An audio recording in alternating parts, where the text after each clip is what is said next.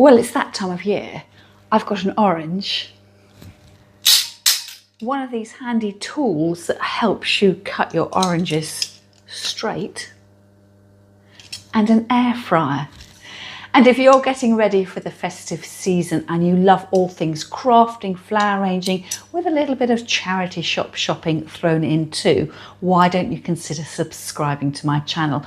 All you need to do is to hit the big red button that says subscribe, and that means that next time you open the YouTube app on your phone, your laptop or your computer, one of my videos will be waiting for you. Let me know in the comments what success you've had with drying your own oranges over the festive period, whether you've used an oven, whether you've used a hydrator, whether you've used an air fryer, or perhaps like me in recent years, whether you've just sliced them and left them for a couple of weeks sitting on the top of your radiator.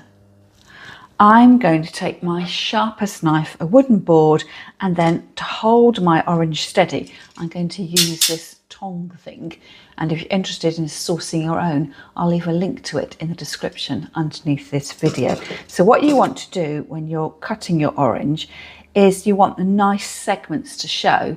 So you need to have the top bit there and the bottom bit there, and slice your way in between. Of course, you can do this freehand, but sometimes it just helps with accuracy to have a tool to help you get started. So what I'm making sure I'm doing is I've got that top end of the orange there, so that when I slice across, I am going to go across the middle of the orange. So I'm going to hold that firm in my left hand and then use my right hand to do the slicing.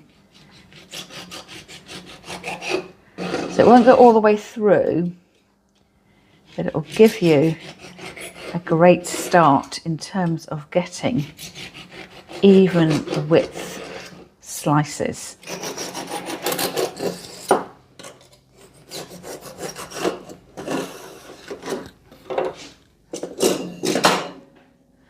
And then all you need to do is continue the slices down to get your complete even rounds.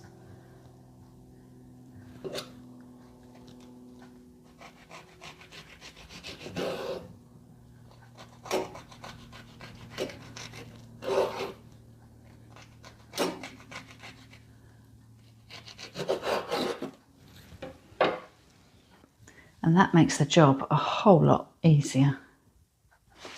I'm going to discard these two end pieces here and then just dab off the excess moisture with some kitchen roll.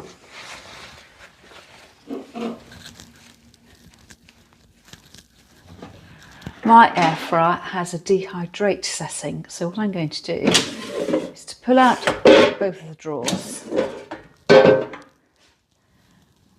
And we've got these little wire racks. I thought it would be a good idea to lift the oranges up from the base of the bottom of the fryer and place them on the grill.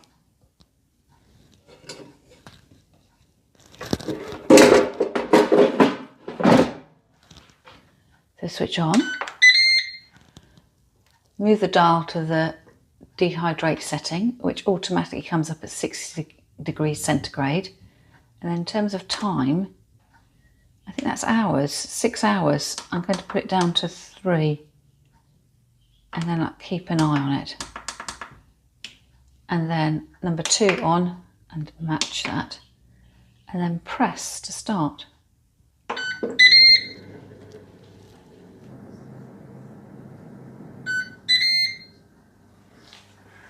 Well, let's have a look. These have been drying for 3 hours, but do I need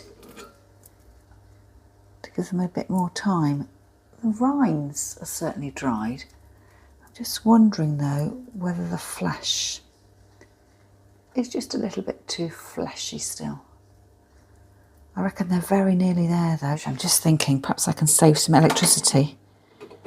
The ones in the other compartment have fallen through, so as they're nearly dried, I might prop them up as if they're on a toast rack. They're not going to get misshapen because they are so very nearly dry. So on there, move to dehydrate, time. I don't want 6 hours. Oh.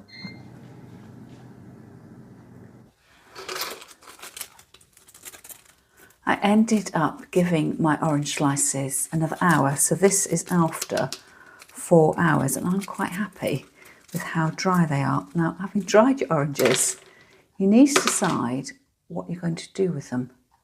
Are these a crafting item or a foodstuff? If you're planning to use your dried oranges as a garnish to your festive drinks, or perhaps for tumbling on top of your Christmas pudding, you'll need to keep them in an airtight container. Otherwise, they'll get contaminated, and when they're in contact with the moist air, they will start to rehydrate. So always make sure they're sealed away. Now for me, I like to use my orange slices for crafting. I like adding them to my Christmas stories, or perhaps finding a pretty pot to put them inside. And on that subject, take a look at this footage that I filmed at a craft fair last weekend, and you can see how the orange slices have been used to adorn a festive door wreath. And of course, it's quite nice to mix whole oranges with your dried sliced oranges. So this isn't actually an orange, it's one of the easy peel satsumas. The customary way of drying whole oranges is to cut segments through. And this just helps the heat get into the fleshy part of the fruit. And again, you could dry this in your air dryer, but for me, I quite like the slow dry over the course of what will probably be a couple of days, if not a week or so, and put these on my radiator. And on the subject of all things crafting, I have actually cheated with some of my Christmas presents this year. Quite often I make my own marmalade or jam, and I haven't had time this year, so I've bought a couple of jars of jam, and what I'm going to do is to soak off the labels and then add some pretty fabric jam pot covers, and they will make a great inexpensive gift. I'm going to take a damp cloth. This is a crocheted doily which I use like a J-cloth. So that's taken off the labels, and I did notice that the jars seem to be a little bit sticky, so I'll just give those a wipe over too. I made these jam pot covers a few years ago, and as you can see, they're going to need ironing. I've kept my colour palette quite limited in reds and greens for the festive period. You'll need some tiny elastic bands too. I normally save these from bunches of spring onions throughout the year. And if you're thinking of making your own jam pot covers out of fabric, I do believe I have a video on that in one of my Vlogmas series, and I'll have to see whether I can find that and leave the link to it in the description underneath the video. I think I'm going to go with these two red ones. I've folded a towel up a few times just to act as a temporary ironing board. Put them onto the jam pot.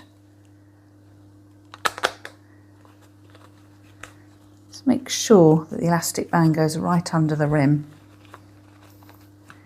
and tease out so the frills are equally spaced. It's a festive gift for £1.50 each from the local church Christmas fete. Now, having dried my oranges, souped up my jam pots, I'm now thinking how else I could get creative for Christmas. And I don't know whether you watched the video I posted last week when I made these little supports for my pot of amaryllis. I don't think it'll be long before they burst into flower. And while I was tidying up some of my flower arrangements, I ended up with these short stems of Fat's hedera, the cross between an ivy leaf and the huge Fatsia japonica. And I'm wondering whether, with a little bit of gilding and Christmas crafting, I can embellish these and perhaps put them on top of my gravel to make my amaryllis look even more festive. I'm going to use some rubber buff in the colour Autumn Gold, but if you had some gold spray paint, you could use that as well. If you are going to use spray paint and don't know what brand to use, You ought to check out my recent video when I trialled 4 different brands of spray paint. So with a rub and buff it can be quite dirty on your fingers. I'm just going to gild the tips of these the Fats Hedera. The bit goes a long way. You see how it catches the light?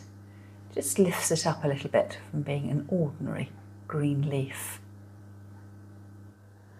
And before I add my blitzed leaves to my bowl of amaryllis, check out what I found on my dog walk this morning. This beautiful lichened branch. I thought they might look quite nice if I weave them through the stems of the amaryllis.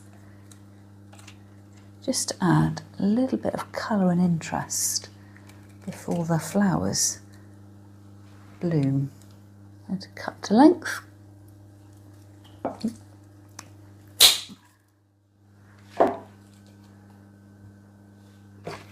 And then add my leaves.